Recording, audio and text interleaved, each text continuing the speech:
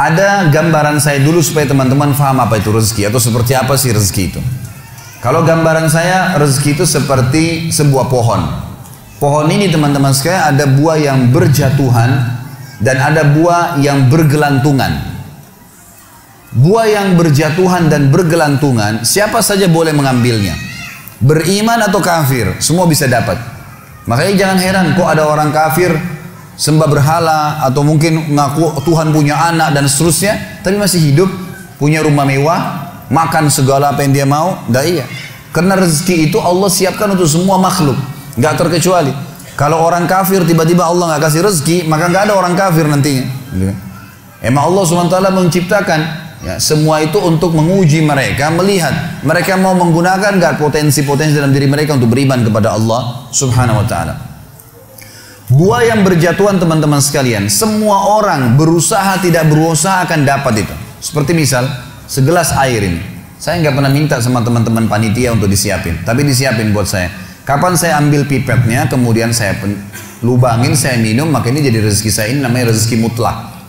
Kalau bahasa saya, rezeki mutlak. Ini saya tulis di tulisan saya, buah yang berjatuhan namanya rezeki mutlak. Buah yang bergelantungan namanya rezeki ikhtiar.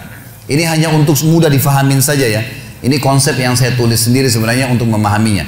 Rezeki yang berjatuhan namanya mutlak. Seseorang akan datang padanya. Kita lagi duduk tiba-tiba tetangga antarin makanan. Lagi jalan sama teman tiba-tiba ditraktir, gitu kan? Atau mungkin orang tua kita setengah mati banting tulang, tiba-tiba beliau meninggal lalu kemudian kita dapat warisan. Namanya mutlak. Kalau ini teman-teman sekalian kita mau nggak mau akan datang kepada kita. Dan ini masuk dalam makna hadis Nabi SAW yang berbunyi, tidak ada jiwa meninggal dunia kecuali akan dilengkapkan seluruh rezekinya.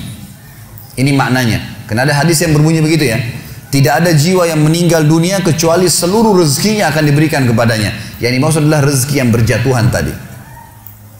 Juga ada hadis yang lain kata Nabi SAW, kalau seseorang lari dari rezekinya seperti dia lari dari kematian, maka rezekinya akan mendatanginya sebagaimana mati mendatanginya. Ini namanya rezeki mutlak. Mau nggak mau datang kepada antum.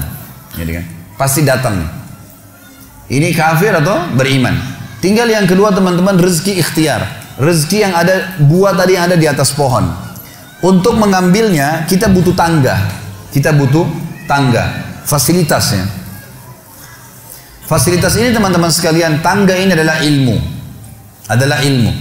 Ini sesuai mirip dengan perkataan Imam Syafi'i rahimahullah.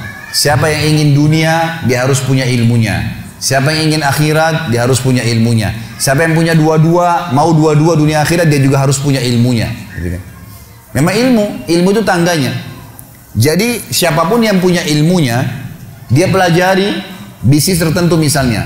Dia pelajari misalnya masalah properti, masalah ya kuliner, masalah ini, masalah itu. Dipelajari sama dia. Kemudian dia punya ilmunya, maka dia punya tangga. Dia akan naik ke atas. Dan pada saat dia naik ke atas pohon, dia bisa petik buah sebanyak mungkin, semau dia. Kenapa misalnya restoran-restoran besar dunia seperti KFC, McDonald dan seterusnya, ini bukan karena saya sebutkan namanya karena mau dipromosikan, tidak ada hubungannya. Tapi yang saya maksudkan adalah bagaimana bisa seseorang yang beragama Yahudi kufur kepada Nabi SAW, kufur kepada Allah, Allah pastikan kekafiran mereka, tapi bisa punya cabang sampai jutaan cabang, ribuan, ratusan ribu cabang seluruh dunia. Karena dia punya ilmunya, dia pelajari ilmunya. Jadi orang kafir pun bisa dapat tuh, gitu kan? Bisa dapat. Jadi jangan heran teman-teman, kenapa orang kafir bisa punya banyak usaha? Ya dia punya ilmu, kita pelajarin. Makanya Allah berikan standar dalam masalah rezeki. Semua manusia punya dua mata, punya dua kaki, punya dua tangan. Waktunya sama 24 jam. Potensinya sama, kecuali yang lahir dalam keadaan cacat saja. Kalau enggak sama semua, gitu kan? Bedanya kita sama orang-orang yang sudah sukses, ya hanya sekedar ilmu pengetahuannya saja. Kalau ilmunya kita miliki dan kita coba kembangkan, maka akan terbuka itu. Hanya saja, teman-teman sekalian, beda antara, dan ini kalau rezeki ikhtiar terbuka, semua orang bisa mengumpulkan sebanyak mungkin. Tinggal bagaimana dia punya ilmu. Ilmunya tangga, dia naik ke atas. Begitu dia naik ke atas, dia ambil buah yang terdekat. Yang agak jauh dipakai jala sama dia. Tambah ilmu lagi, tambah fasilitas, tambah pengetahuan, kursus lagi, tambah keterampilan. Maka dia akan bisa mengambil sebanyak mungkin, tidak ada batasnya. Bedanya antara rezeki orang beriman dengan rezeki orang kafir di berkahnya. Ini bedanya di sini. Karena orang yang beriman hanya disuruh oleh Allah mengambil rezeki yang baik saja. Bahasa agamanya halal.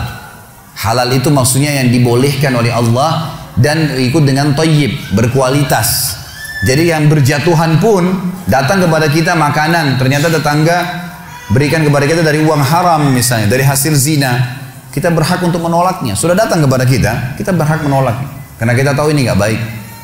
Allah subhanahu wa ta'ala hanya mau kita memetik buah-buah yang berkualitas. Yang rusak jangan diambil. Minimal bonyok aja sedikit, ada ulatnya jangan diambil. Kalau orang kafir semuanya diambil. Mau busuk, mau enggak, semua diambil sama dia. Dia nggak mau tahu halal haram, nggak tahu. Ini contoh rasional memahami rezeki. Gitu kan?